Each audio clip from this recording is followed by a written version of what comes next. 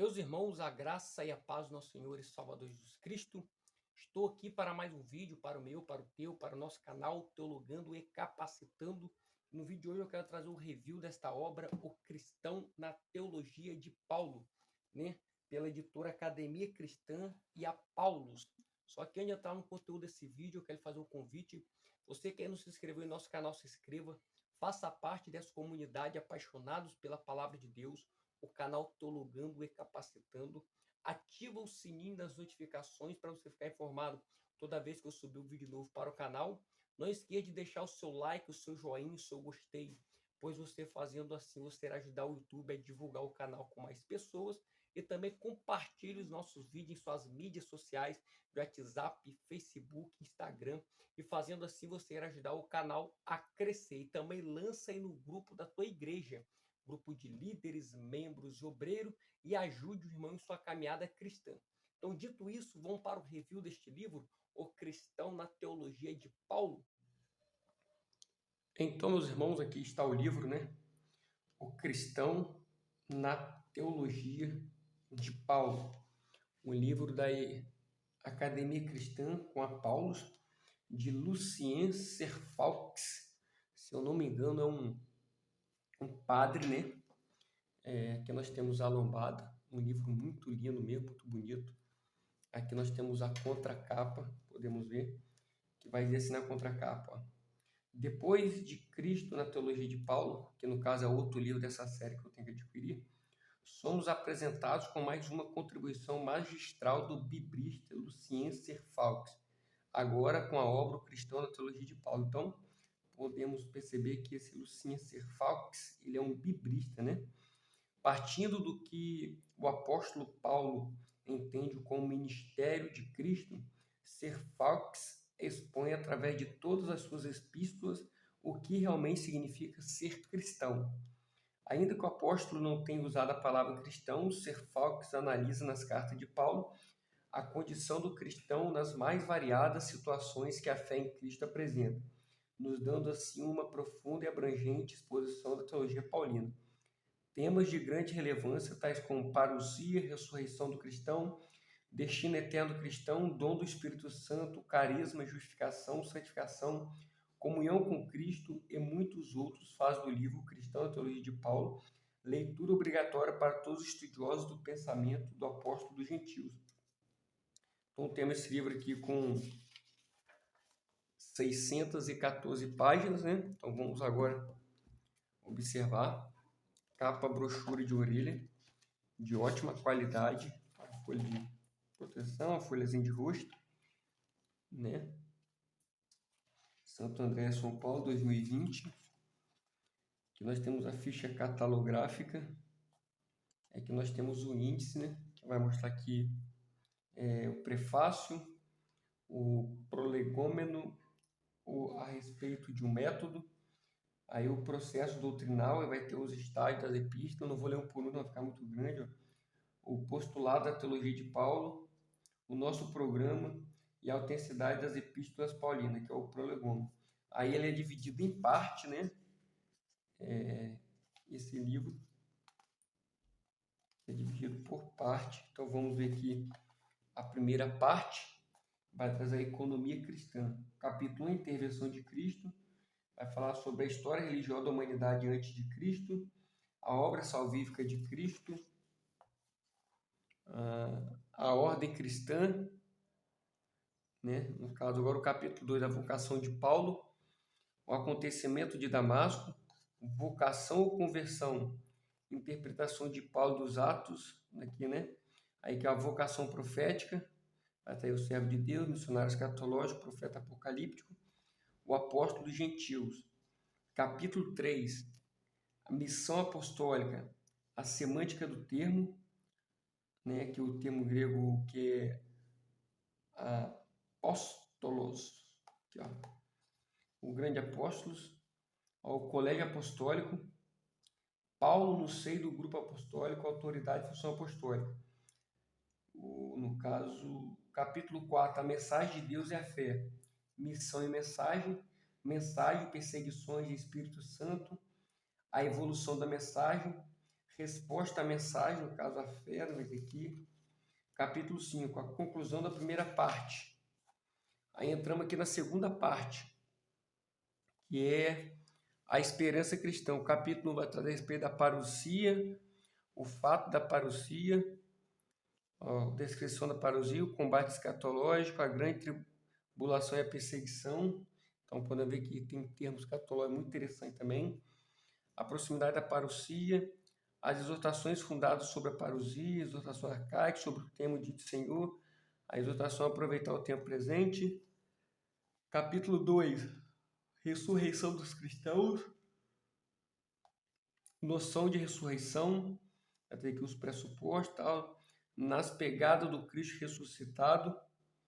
Capítulo 3, o destino eterno do cristão, o cristão entre a morte e a parousia, as exegeses aqui do texto, né, vai trazer aqui.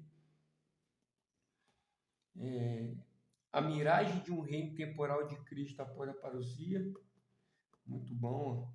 O fim dos tempos, vai trazer ressurreição dos mortos, juízo final, salvação no momento da parousia, tudo isso vai falar, né? A eternidade, as fórmulas tradicionais, salvação, século futuro, vida eterna, paraíso, terceiro céu, herança de Deus, reino de Deus, a glória, filho de Deus, e duas fórmulas gregas. O capítulo 4 é a conclusão da segunda parte. A terceira parte, então o sumário é bastante detalhado, né? A condição atual do cristão, o dom do Espírito, que é os carismas, vai trazer aqui sobre os dons, a transposição espiritual dos privilégios do judaísmo, podemos ver, os cristãos espirituais perante o mundo grego, o espírito, o princípio interior da vida cristã, a comunhão com Cristo,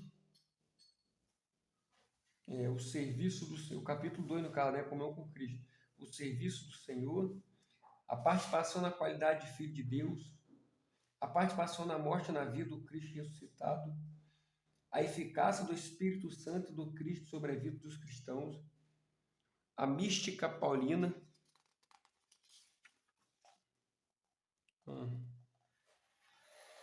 e a conclusão.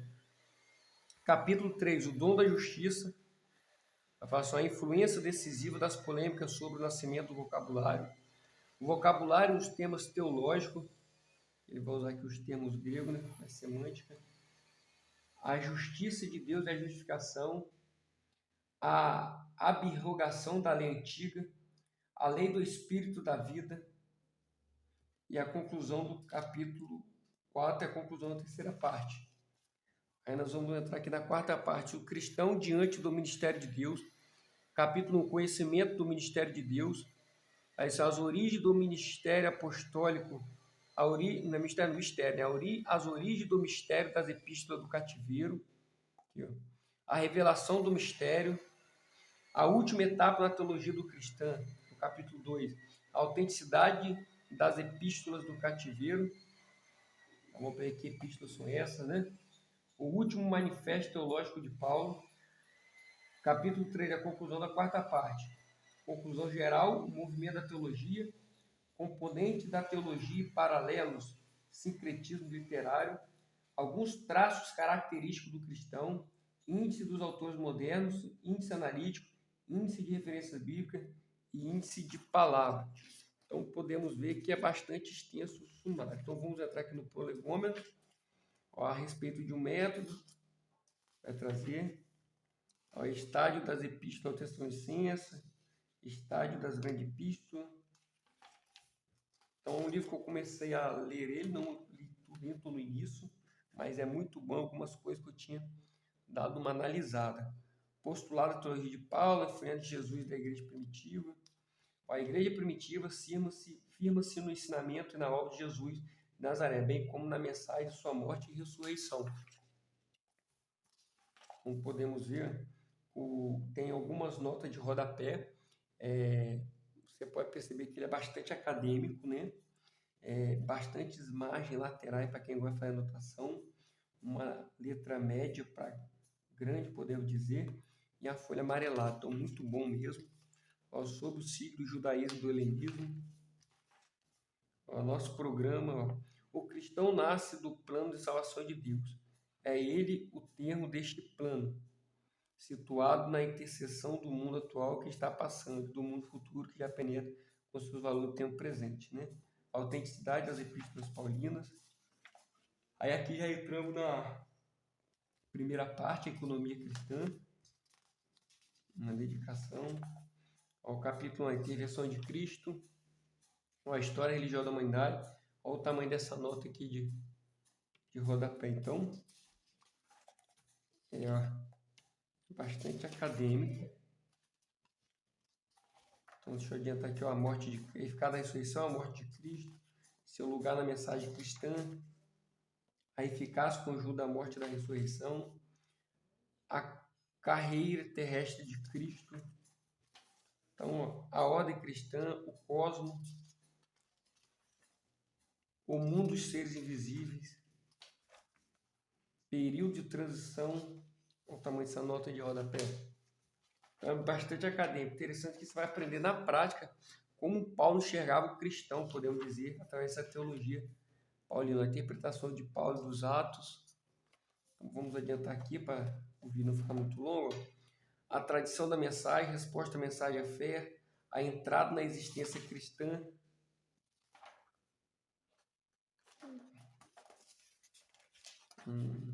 A fé ao longo da vida cristã, a fé pedra angular do cristianismo, a fé na mensagem e sacramentos. O capítulo 5 é a conclusão da primeira parte. Segunda parte, a esperança cristã. É assim, ó, aí a parousia, trabalho o tema da parousia, né? O fato da parousia, descrição da parousia, o combate escatológico, a grande tribulação e a perseguição, a proximidade da parousia, as exortações fundadas sobre a parousia. Então, tudo sobre o evento escatológico, sobre o tempo de Senhor, o que é o dia do Senhor, né? Interessante, a exortação, aproveitar o tempo presente, a ressurreição do cristão, no capítulo 2. Então, vamos adiantar aqui.